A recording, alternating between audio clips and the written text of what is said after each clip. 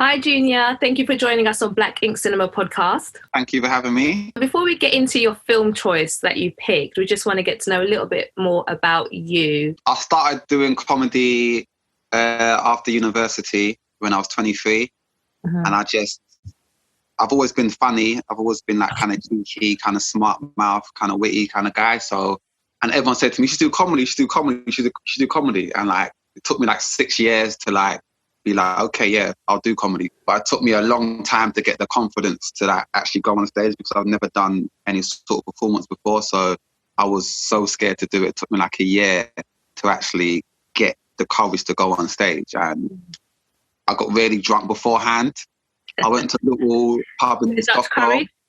Yeah, a lot of Dutch courage. What's your sauce? Well, back then it was Stella, can of Stella, like 3 cans of Stella. That was my go-to sauce when I was younger. But now I drink like brandy or rum. But back then it was just beers, pints, Stellas, and I'll back them like 3 in a row just to like get the courage to go on stage. It was crazy times back then. I was young, so my body could handle it more. I can't do that now. No. When That'd be a 3-day hangover. Yeah, and I hate hangovers are the worst thing ever. So I watch what I drink. You know? Yeah, same. When you get to your 30s, your body doesn't react to alcohol. We have to be smart about it. You can't just be reckless like you were. Very true. I've got a plan when I'm going to get drunk. What I eat beforehand, what I drink beforehand. I'm laughing because I'm exactly the same. Because I don't want that the next day. I just can't be bothered to waste the whole day. Exactly, yeah. Waste, So you got into comedy straight after uni. Who were your comedy influences? My mum, my friends, the people around me. Cause I got a lot of friends who are funny. My friends are funnier than me, but they're like kind of like doing kind of pranks, impressions, that kind of thing.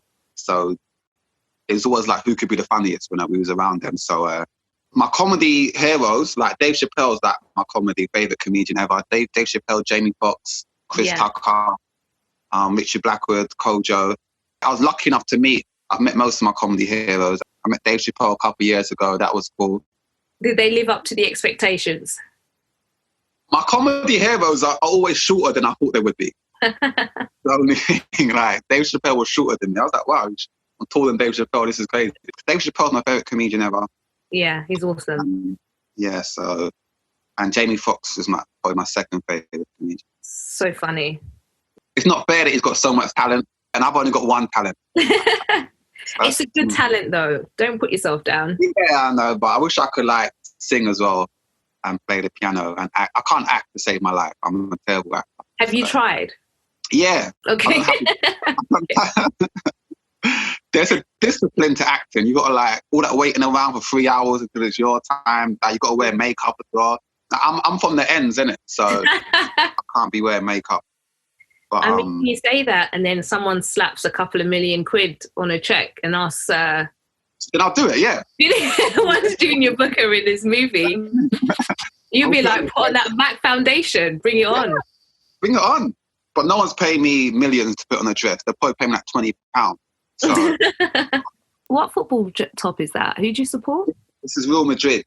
I don't support Real Madrid. I support Manchester United, but they're not really, they're not good. Don't worry, I don't know why I'm putting that face. I'm a gooner, so I don't know why. We can't be friends then. We can't be friends. If you're a gooner, then we can't be friends. I feel like we have to put the football aside while we get through this podcast. So you have a catchphrase, gosh darn it. Where did that come from? Gosh darn it. It was I did a show one evening, and it was like for a charity or a kids show, and I couldn't swear. So I let, like, instead of saying, oh, for fuck's sake, I was like, gosh darn it, just kind of came out. Yeah. And everyone started laughing, oh, gosh darn it. And then when I try not to swear, I say, gosh darn it. But people automatically laugh when I say it. So I was like, oh, this is kind of funny. So it's not really my catchphrase per se, but it's a little tagline that I use in my videos sometimes. So and people like, hey, gosh darn it. That's weird. I'm like, hey, my name is Junior. I love music. Yeah. I love Who are you dance. listening to at the moment? Right now, Drake, I like Drake, I like Chris Brown, I like Justin Bieber, I like Frank Ocean, Sam Smith, I like Alicia Keys. I like everyone. I'm just a fan of all music, all genres. But my favourite artist ever was Michael Jackson. That's my favourite. I think he's the reason why I started dancing when I was younger. I'd watch him. Like everyone wants to dance and become a dancer. I practiced the moonwalk for 6 months. I can do the moonwalk. And you did the moonwalk? Yeah. Everyone says they can. But my moonwalk's actually quite dope. I don't need a slippery floor. Like, I can just do it on any surface. You need... Okay, I want to see that one day. Oh, yeah. And the Usher slide as well, the sideways slide. So the U-turn. Oh, the Usher. Oh, I know what you mean. Yeah, I can do that. I can do that. Got a battle one. Yeah, well, for sure. Just put on... You get the playlist together and we'll have a battle. I won't take it easy on you though. No. I'll probably be over like 5 moves in. I'll be like, I'm done. I've pulled the muscle. Make sure you stretch first, because I go in. Make sure you stretch first. Don't mess about. So where can people catch you on your socials? Instagram, Facebook. I'm not allowed on Twitter. A long story. I can't go into that. Oh. Let's not go into that right now. Okay. It's a long story. Say me and Wiley are in the same boat, but we are here to celebrate all things Black cinema, and you chose Antoine Fuqua's Training Day with Denzel Washington and Ethan Hawke. Why did you pick this movie? It's like one of my favourite ever movies. I love this movie. It's just so entertaining, so dramatic. It's just so good. It's just a really good movie. It's not like a feel-good movie. Like, it's not got good. Yes, definitely not a feel-good movie. But it makes me feel good. What made it stand out? When I watched it, I was like 16, 17. The first time I watched it, I didn't get certain things. I wasn't really about that life. Okay. When I watched it when I was a bit older, I loved it even more. I've seen it like 10 times now. So, but every time I watch it, I love it. I notice certain other things. I'm like, wow, that's deep. That's deep. But I love Denzel. Denzel, a big fan of Denzel Washington. I think he's a cool dude. He's just the best. He's just a smooth dude. Like I'm not saying I'm like Denzel, but I wish I was like, because all the girls love Denzel. So I always try to like copy his swag a little bit. His swag is just... It's on point. I'm even lost for words. I can't even find the words to describe his swag, but you can feel it off the screen. It's very air about him. He does. He's got a presence about him, and he's an amazing actor. And Ethan Hawke as well. He's amazing. He done really well in the movie. Yeah. It's a great storyline, just from the beginning to the end. And you forget that it's all in one day. Yes, the 24-hour crazy. I didn't get that. Training day, one day. When I was young, I didn't get that. It seemed like it was for a week. I was like, oh yeah. So much happens in that 24 hours that you're thinking it couldn't possibly have happened in one day. Yeah, so much happens. So much happens. Is it your favourite Denzel performance? Oh, definitely. Oh, wow, okay.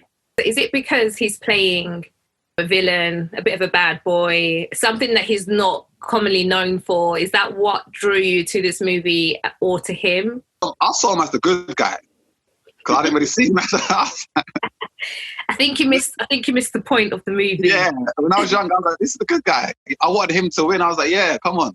But yeah. I get paid. I hear you. Yeah. So, but he's a police officer, so he should be a good guy, but he's... he's not. He's a really bad individual, but I love the way he moves in that movie. Yeah. He's just so smooth, and he's just the man. And everyone kind of like... A lot of people don't like him, but they have respect for him. Yeah. And at the end of the day, he's looking out for number one, which is what everyone does in that movie. Yeah. Because Denzel said that's his favourite character he's played. You can kind of see why. It must be fun to play like a bad boy, like something that you wouldn't usually be in normal life. And it's funny because like when Denzel is swearing, you take it really serious. You're like, oh my God, he's really out here cursing. Like, it's so out of character for him. I think like that was one of the first Denzel movies that I saw Malcolm X. Then I saw when I was younger, I was into like more like Will Smith.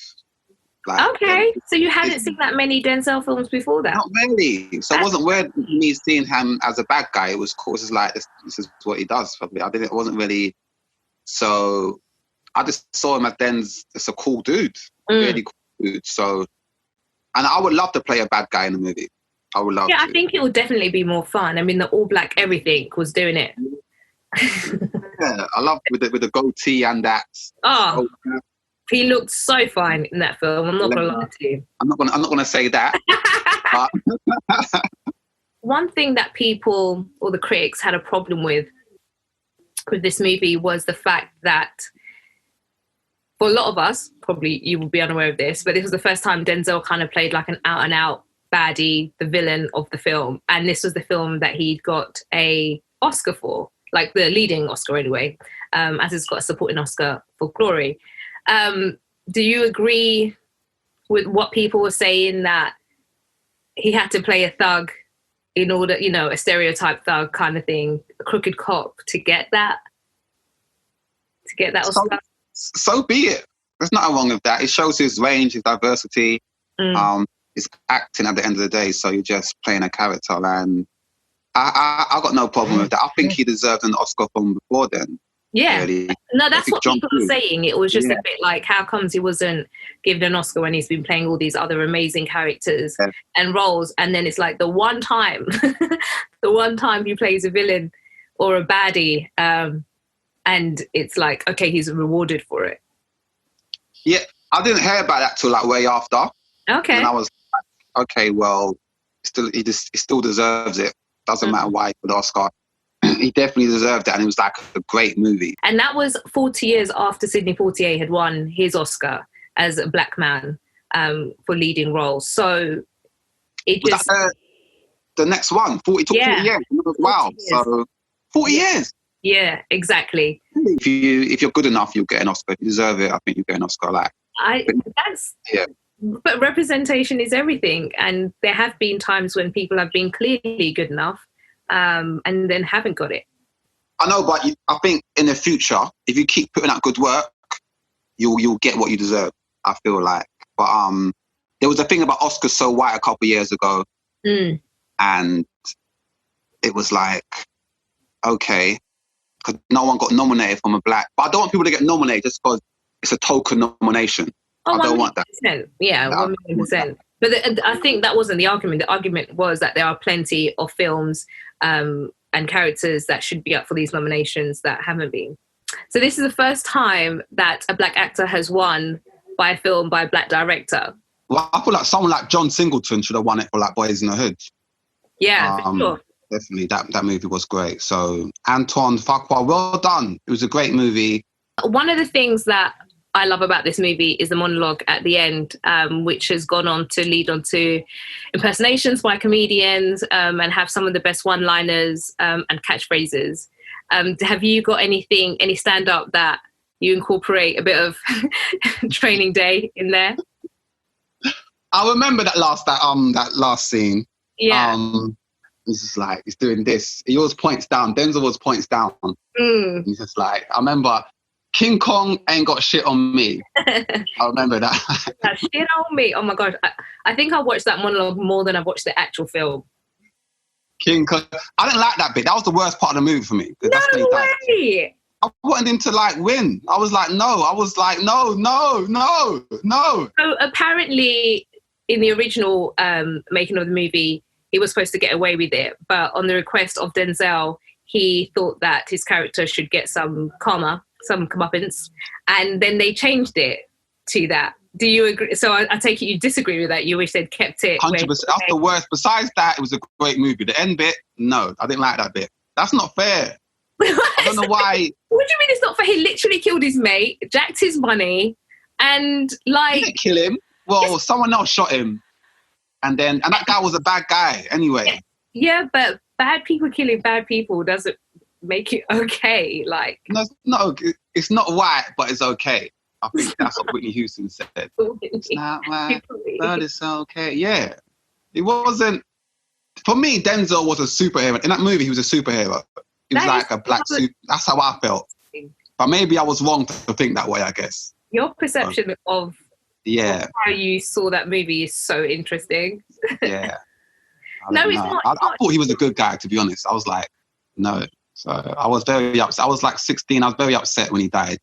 Because I thought he was going to get away in the car. He was going to drive off. Yeah, I thought he'd got away when the guy... Because initially I thought those guys were going to kill him. And then when he's driving, and you're like, oh, they allowed him to go. I was like, okay, all right, say no more. And then the mass murder. That was a very sad ending. Bambi's mum dying, that was sad.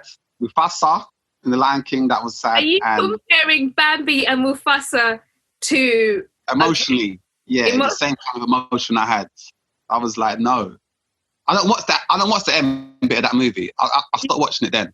Are you kidding? That's actually... I don't think anyone's ever compared those three people or characters together. They're very similar characters. Very similar animation, and one is a... Yeah, that's the only difference, really. This animation and real life action movies. But yeah, that was I didn't like that bit. The monologue was good. King Kong got shit on me. I was trying to practice my Denzel impression. Yeah. But I'm really bad at impressions. It's just going to sound really bad. I don't think... Go on, you can try. I mean, I can't do any impressions. No, you're going to think this guy is just really terrible at impressions. Yeah. King Kong ain't got shit on me. See, that was terrible. That's Oscar-worthy. I'm going to practice my Denzel impressions. Like, all right. I think that's the first time I heard Denzel say it in that way, like, my... But that was the first time he says it so freely in the film. It was just... I love Ethan Hawke as well. It was a perfect character to play along him because Ethan was such a good guy, like a nice person. Yeah. And I was like to myself thinking, Ethan, just go along with it. Just go along with the situation. How long do you go along with something until you're like... It's not even the first day. It's just one day. You've got him taking drugs, letting potential rapists go off and like live their life to potentially rape or murder another person. A girl who was like 14 years old. Yeah, that wasn't good. No, he didn't let him go. Didn't Denzel like slap him up a little bit? Ethan was the one who beat them up. Like, but Denzel came along. That was a good thing because Ethan was getting beaten up by two guys, and Denzel was just watching, smoking a cigarette. That was hilarious. I was laughing when it happened. A lot of parts I laughed. There's a lot of comedy in that movie. People don't realize the comedy in that movie. There's a lot of comedy. So after I watched it 10 times, you notice little things. There's love stories in there. There's comedy. There's drama. It's got everything you want. Apparently that role was offered to Bruce Willis and Sam J. How do you think they would have executed it? Nah, Bruce Willis playing Denzel, it wouldn't work. It wouldn't work because Ethan Hawke seemed younger than Denzel. Like, he had that like looking up to, he looked stressed. And Denzel looked like really like he knew what he was doing. So that wouldn't have worked. No? Well, you're talking about the comedic aspect, and I think that if Sam J had played that, it would have definitely made it a little bit more comedic because there's just something about when Sam J swears, it's funny. It's not, I don't take it serious. Whereas when Denzel was swearing and like using the N-word, I was like, oh damn, this is like a different Denzel. Yeah. Samuel Jackson is more of a comedy actor. But he's not a great actor. No, I object. Okay, I object, and I'll tell you why I object to that. He is so good that he can do the comedy stuff, and it's hilarious. But there's other films that you're forgetting. A Time to Kill. Have you seen A Time to Kill with Matthew McConaughey? No, but he's done like 150,000 movies. He's done 50 billion films, but he's done so many. I've seen a lot. Snakes on a Plane was probably my favourite Samuel Jackson movie. Who are you right now? And you're literally like that movie's so simple. It's just about snakes on a plane, and that's it. I love simple movies. Just snakes on a plane. In the world says, I love Snakes on a Plane. I don't think I've ever heard anyone say that. I love that. That's a great movie. What's not to love? You got snakes and a plane, Samuel Jackson. It's a great mix. It works. Only he could play that character. And tired of these motherfucking snakes on his motherfucking plane. That is cinematic genius. You can't. It's amazing. So probably one of my worst movies ever. I think I've only Snakes on a Plane. What? Yeah. It was like a waste of my life. Like, am I in the minority? Does not everyone love that movie? 1 million. Did it win an Oscar? I'm sure it won an Oscar. In the film, they had quite a few cameos, Snoop and Dre, and they made a few cameos. I was just about to ask. They can't act. Dr. Dre is the worst actor ever. He's actually... Snoop tried. Dr. Dre was terrible, but he didn't say much, so he didn't do much. He's not as bad as Jay-Z, though. Do you remember Jay-Z is acted once in his life in Paper Soldiers. And he just mumbles his way through that, and you're just like, what on earth did you just say? But that was one of the worst performances I've seen from a rapper. No, Jay-Z can't act. So I take it you're not a fan of rappers turned actors, or are you? Not really, but if you can do it, you can do it. But some guys can't do it. Who do you think has done it well? I think Kano, of Will Smith, obviously. Eminem done a good job on 8 Mile. They actually offered Eminem the role of Ethan Hawke's character. Who do you prefer? Do you think he would have done a good enough job? I think he would have done a good job. I could see him doing that movie. Yeah, because he's got the same kind of frame, same kind of build, the same kind of energy as Ethan Hawke. I think he would have done a good job. But I think Ethan, big up Ethan, he done an amazing job. Yeah, I think I can see Eminem doing that. We were talking about earlier, the film is set across 24 hours, and there are other films like that which are set over 24 hours, like Falling Down, Do the Right Thing, and Friday. Do you like that, or do you prefer it to be like across a few days or whatever? I like it. I like it, actually. Yeah, a lot of movies that are done in one day, I've actually been a big fan of it. You don't actually realise that it's over one day because so much happens. So, yeah, I like it. Friday, it's amazing. You don't realise that it's just one day. I forgot that was one day, but so much happens. So, yeah, I like it. Have you seen all those films that I mentioned? Do the Right Thing. I ain't seen Falling Down. I've seen Do the Right Thing, and I've seen Friday. Falling Down with Michael Douglas, it's a brilliant, just like, if you could have the worst day, that probably will sum it up. It's a good one. You should watch it. I was going to say... When was it made? Mid-90s? Mid-90s. Okay. I'll check it out. Falling Down by Michael Douglas. I like Michael Douglas. He's got you'll probably recognise the front cover. He's got like glasses and a briefcase, and he just looks like super distressed.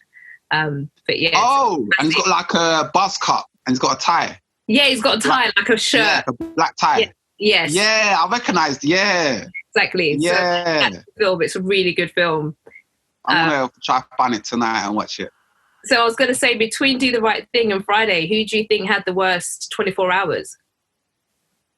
Wait, Friday. I remember Smokey went through a lot in that day. Do the Right Thing. It's been a while since I've seen Do the Right Thing. But I've seen Friday like 100 times. Yeah. I love that movie. One of my favourite ever movies. So, and Ice Cube's a good rapper who turned to an actor, actually. Yes, he is, and director and film creator. So he kind of just soared and went. And he wrote Friday, didn't he? Yeah. Yeah. So very talented man. Well done him. And he's done a lot of comedy movies as well recently. He always plays the angry black man. I think that comes with age as well. Like, I feel like obviously in his youth he could do these other roles, and then now it's like getting into your stride and like working to your strengths, I guess. Kind of like what works for you, and not probably trying to get away from like the thug rapper that he was in his youth. So doing like family movies. Are we there yet? That kind of stuff. That was such a corny movie, but it was good. So corny, but we need it. Why can't we have corny movies? It's fine. Well, yeah, true. That's true. That is true. But it's got to be good. It's got to be good. It's corny. Yeah, but there's some other corny movies that are not good and that do well. Yeah, but when black people do corny, it doesn't. I don't think that's our thing. It's harder for us to do corny. It is because we judge each other a lot. Yes, we judge each other a lot. So if we're not on point, we're going to let you know. That's just how we are. It's all love, though. It comes from love. If you're not on point, we're going to let you know, hey, because you're making us all look bad. That's the way we see it. I think the form of equality means that we are able to do mediocre stuff as well. I'm not promoting it. I'm just saying it should allow you to be okay and not excellent all the time. Yeah, a lot of stuff I do is terrible. So no, it's not. No, but then people tell me. They say, hey, that was shit. I was like, okay, well, now I know, innit?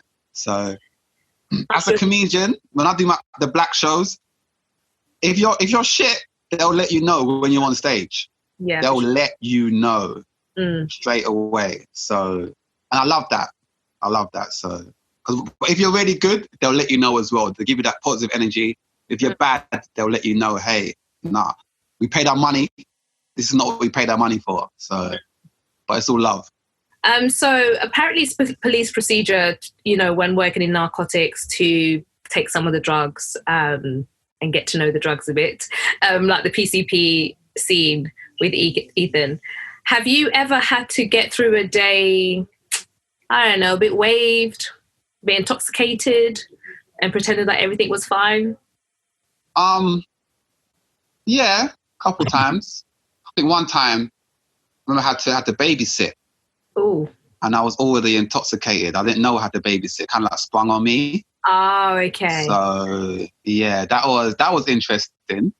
I think those kids learned a lot that day about life, and it's not all flowers and roundabouts. Oh God! I told them the truth. I told them about themselves that day. You didn't? No, because they're little shits. I told them. How old were they? Yeah. I think they were like 2, 3. I don't think I could understand me much, but I think they remember it. They're like 10 now, so I'm a very functional alcoholic. Cause if I'm on something, I can still do what I need to do. But I remember I smoked something, and then I had to go straight on stage. I wasn't ready though. I just smoked it, and that's not good to do. No. So I went in there. I was just like, yo, and when you're high on stage, everything's funny to you. Right. So you do a joke, you start laughing. You're thinking you're killing it, but no one else is laughing. But you can't really tell. Yeah. So you're just doing your set. It's fun for you. It's fun for me to do when I'm up there. I'm having the best time of my life. But the crowd is like, what the fuck's wrong with this guy? Is that the last time you went on stage high and then made sure that you don't do that going? I want to say that was the last time, but that would be a lie. So you didn't learn? You didn't know? I think that was the first time. I learned to like pace it out a bit better. Because that was like high and straight on stage. It was like 2 seconds afterwards. I wasn't ready at all. I forgot all my jokes. I was just laughing at my own stuff. And but I had a good time. I had a very good time. But kids don't do that. I do not recommend. Don't do drugs anyway. Technical. Stay in school. Stay in school. You plan it into your day now just so you can... Yeah. But that PCP scene is my favourite scene from the movie. Okay. And me and my friends, like, you like to get wet. You like to get wet. That's what he says. Yeah. You like to get wet. Yeah. So if one of us is like really high, you're like, oh, you're wet, fam. You're wet. You're wet. You're wet. That's what we said to each other for like 5 years. You're wet. You're on PCP, bruv. You're on PCP. That was us for like 5 years, just cussing each other. So that's the best scene of the movie. And Dave Chappelle parodied that scene. He did a parody of that scene. Oh, did he? In the Chappelle Show, yeah. Okay. I didn't really clock at the time that was a parody.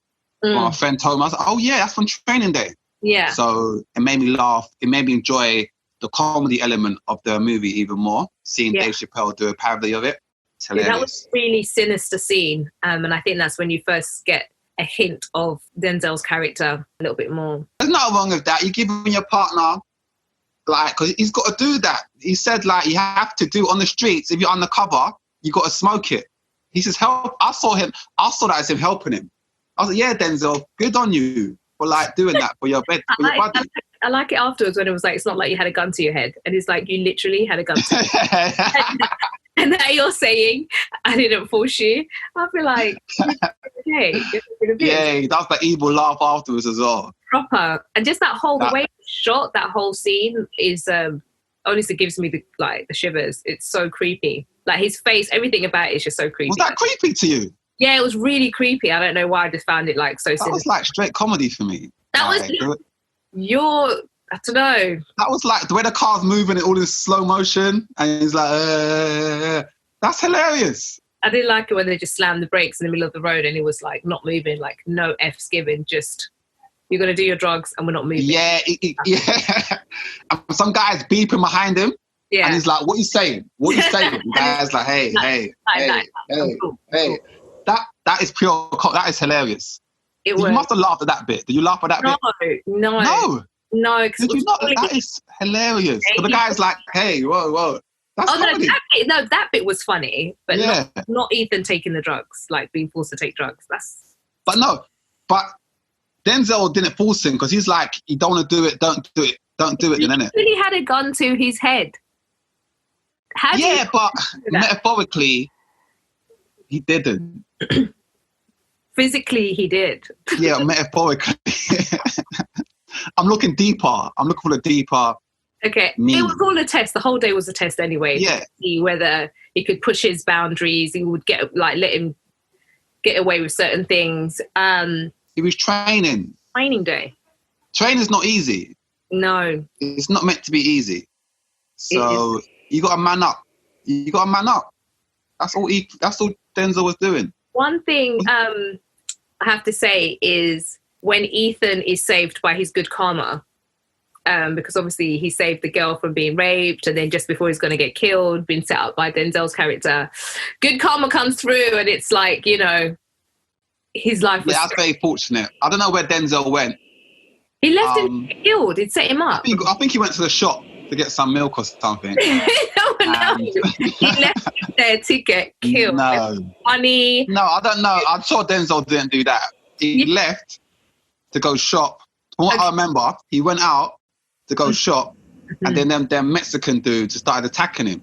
Okay, that's no what reason. I remember. Yeah. That's what I remember. Then Denzel comes back and like, hey, where's Ethan? Then, he didn't actually even come back. No, we didn't see that bit. Oh, okay. Yeah. I'm sure he came. Yeah, I'm sure he came back later, but he wasn't there. You got to look between the scenes. You got to look for the layers. The layers. The movie's very layered, so that bit was jokes because he's just gone, and the guy's like, "Your friend's gone, Holmes." Yeah. But yeah, it's good that he the good karma saved him. Yeah. So it's good to be good sometimes, I guess. Sometimes I think it's good to be good all the time. Well, tomato. So if you had to direct people who haven't seen Training Day to YouTube to watch a scene, I know you've spoken about some of your favourite scenes, but what scene do you think will like capture the essence of Training Day? Just the first scene from when he's reading his newspaper and Ethan Hawke starts talking. Yeah, and he's like, "Oh, you want to talk over my paper? Entertain me then. Tell me a story. Entertain me. You want to talk over me? Talk over my newspaper? Entertain me." That just sets the scene of the whole movie. I love it. And when he's walking across the road to get to the car, he walks through the traffic and all the cars stop for him. He doesn't even break stride. That was a brilliant shot. I love that. That's the coolest. I wouldn't try that myself, but I would love to do something like that. He doesn't even look. He doesn't look at the cars. He's walking to his car, and he's got like a pimp car. He's got a Cadillac. Proper pimp car. It's got the hydraulics. Come on, Denzel. Legend. I'm gonna watch that tonight.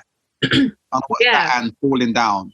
Yeah, please watch Falling Down. It's so good. One of the things I actually like the scene when he saves the girl, and then there's that whole conversation about what's the point of arresting him. I think that's a pretty good scene because it sums up who Denzel is, who Ethan is in this, the crooks, like just everything that happens in that whole beginning to end scene is quite interesting. He's just standing on the side smoking while he's literally getting his ass. Yeah. That was fun. That was funny as well. That's and then like justifies why he's going to let them go.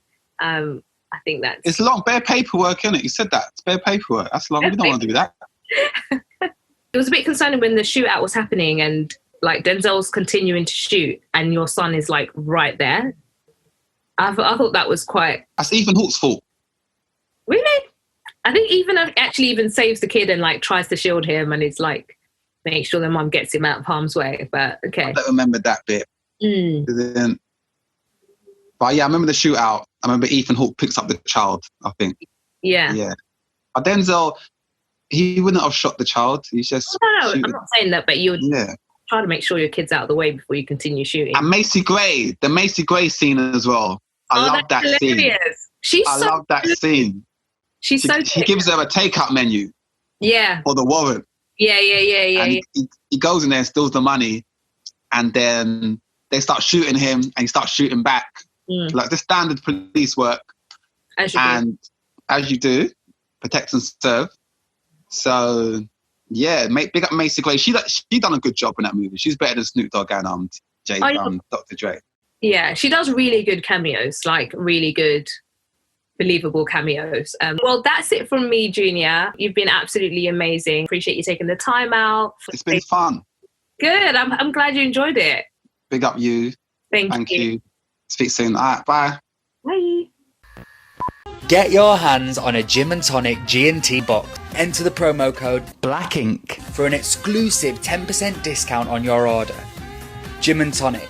Sustainable Urban Gin.